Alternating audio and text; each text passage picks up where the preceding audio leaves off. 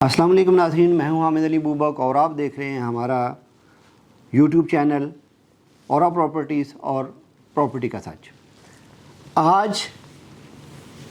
आज हम कुछ प्रॉपर्टी से हट के कुछ बात करेंगे, क्योंकि सिर्फ़ और सिर्फ रियल स्टेट ही एक ऐसा सेक्टर नहीं है कि जिसको डिस्कस किया जाए। इसके अलावा भी हमारे मुल्की मसाइल हैं जिनको डिस्कस करना लाजमी है। आज जो सबसे पहले हम जिस टॉपिक की तरफ जा रहे हैं वो है कि कौन सी ऐसी वजूहात हैं कि हमारी जो इकॉनमी है, हमारे जो इकोनॉमिकल क्राइसिस हैं वो डे बाय डे बढ़ते जा रहे हैं और जिसकी वजह से तमाम बिजनेसेस वो हिट होते जा रहे हैं। हर बिज़नेस किसी न किसी लेवल पे अब उसका इम्पैक्ट, ट्रिकल डाउन इफेक्ट जो है वो नीचे ग्रास रूट लेवल तक आना शुरू हो गया। थोड़े दिन पहले मेरे पास एक साहब आए। बेसिकली वो किसी डील के सिलसिले में और आए थे, दोस्त हैं। तो यहाँ पे बैठे बैठे उनकी एक और दोस्त भी बैठे हुए थे, उनसे उनकी फैक्ट्री की डील हुई। उनकी एक स्टील मिल थी, जो कि उनका काम शुरू से स्टील का काम है, फैमिली बिजनेस उनका स्टील्स का है। तो उनकी एक से ज़्यादा जो फैक्ट्री हैं वो स्टील की हैं।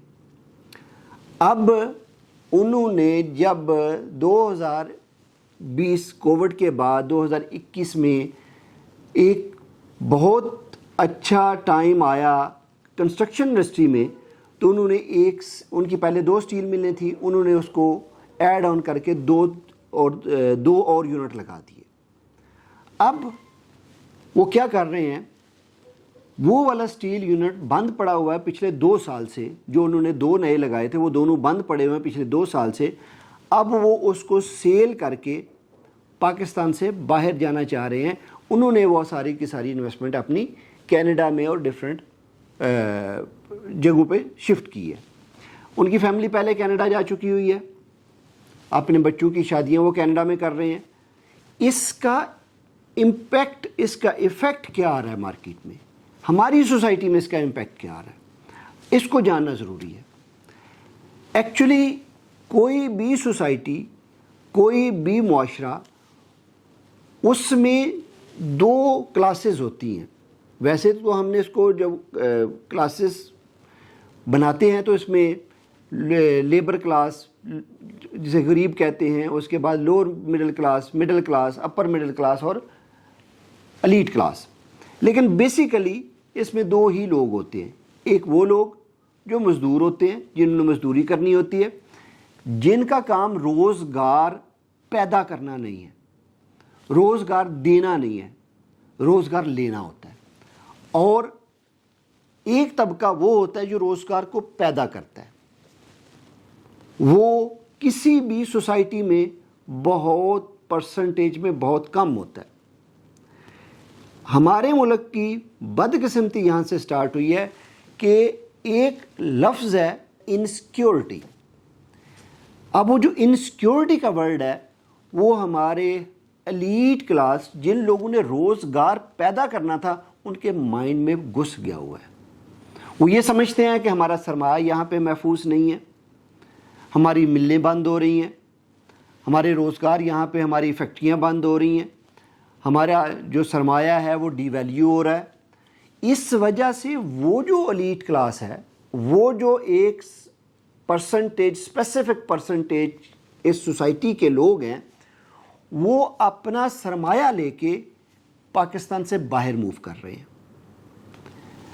यही वजूहात हैं कि वो जो सरमाया उन्होंने पाकिस्तान में लगाना था, जिससे रोज़गार पैदा करना था, जिससे एम्प्लॉयमेंट होनी थी, जिससे वेल्थ क्रिएशन होनी थी, जिससे रोज़गार पैदा होना था, जिससे एक आम गरीब आदमी के घर का चूल्हा जलना था, वो सरमाया समेट के पाकिस्तान से बाहर किसी वेस्टर्न कंट्री में अपने सरमाए को महफूज बना रहे हैं।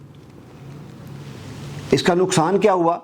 इसका नुकसान ये हुआ कि वो लोग जो रोज़गार पैदा करने वाले थे, जब किसी दूसरे मुल्क में अपने सरमाए समेत चले जाते हैं तो वो وہاں جا کے انڈسٹری لگائیں گے, وہاں جا کے روزگار پیدا کریں گے, وہاں روزگار کے مواقع نئے وہاں لوگوں کو ملیں گے, وہاں کی اکانومی گرو کرے گی, جبکہ ہم لوگ ڈے بائی ڈے نیچے کی طرف جائیں گے, کیونکہ ہمارے اوپر صرف ایک ریوڑ بچ جائیں گے.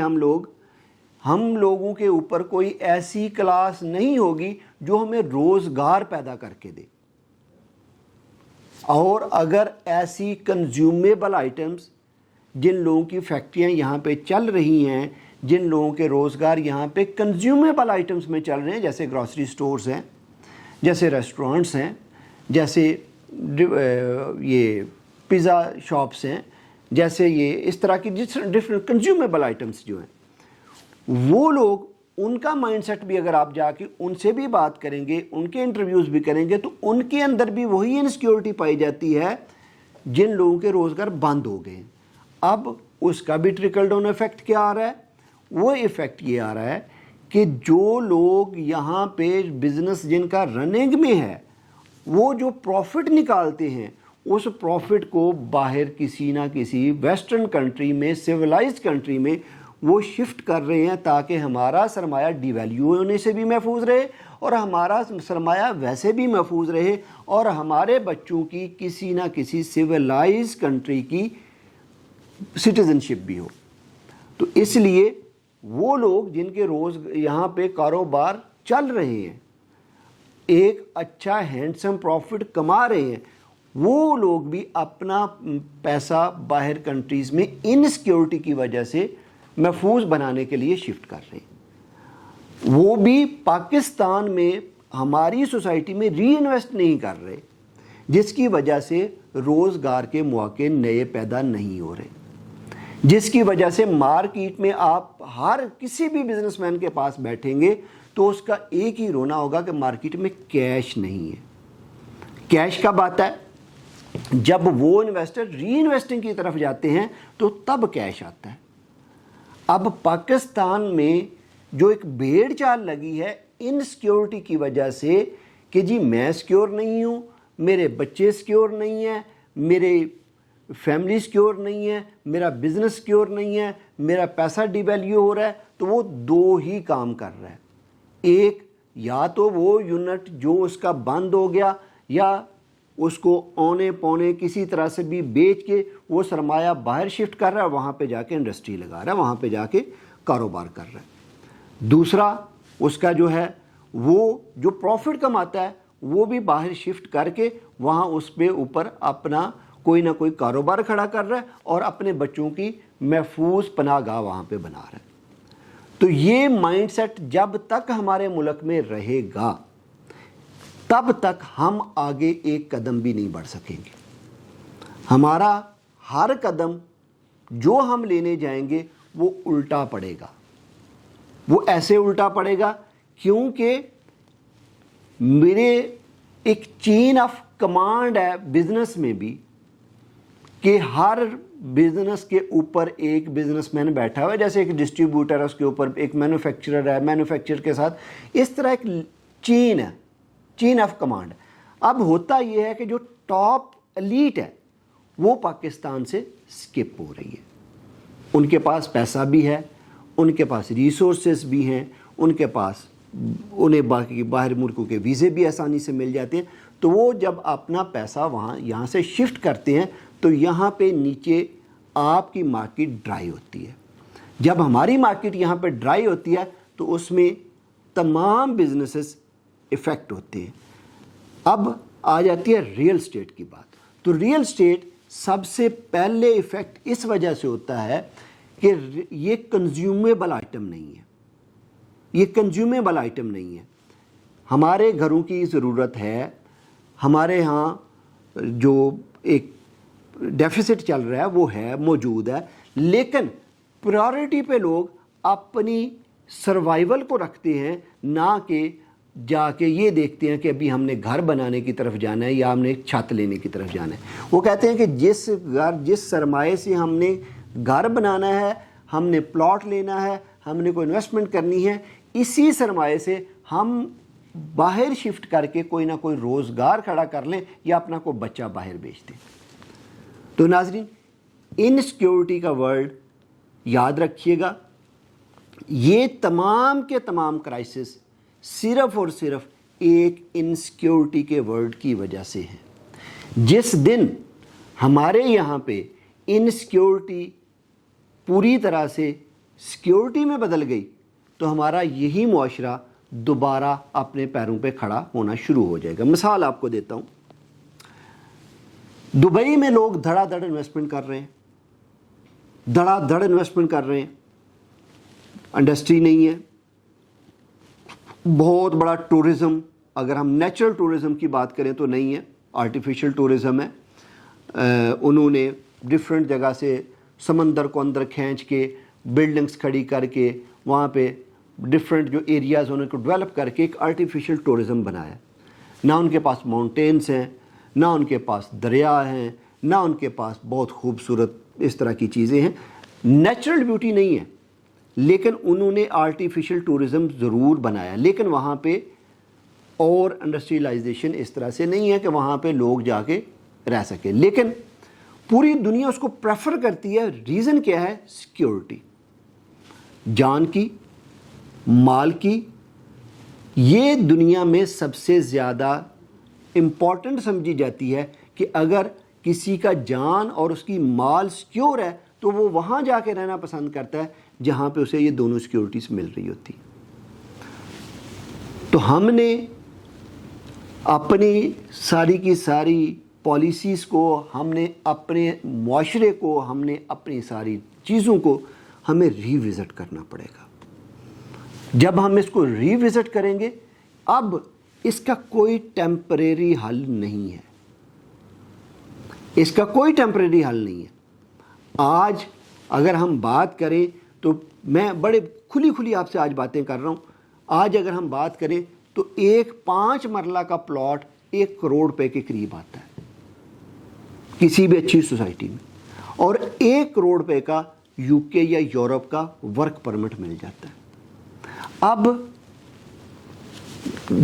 دونوں چیزوں میں آپ کمپیریزن کر لیں کہ کوئی بھی انسان, کوئی بھی خاندان کس چیز کو پریفر کرے گا. وہ کیا پریفر کرے گا؟ وہ کہے گا 1 کروڑ روپے میں کسی اپنے بچے کا, بھائی کا اپنا ورک پرمٹ لے کے اپنی لائف کو سیکیور کر لوں.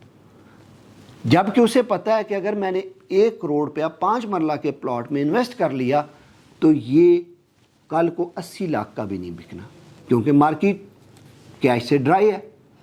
تمام لوگ پیسہ لے کے باہر جا رہے ہیں. یہ قوموں پہ تب آتا ہے حالات جب ہمیں انٹرنل انسیکیورٹی فیل ہوتی ہے.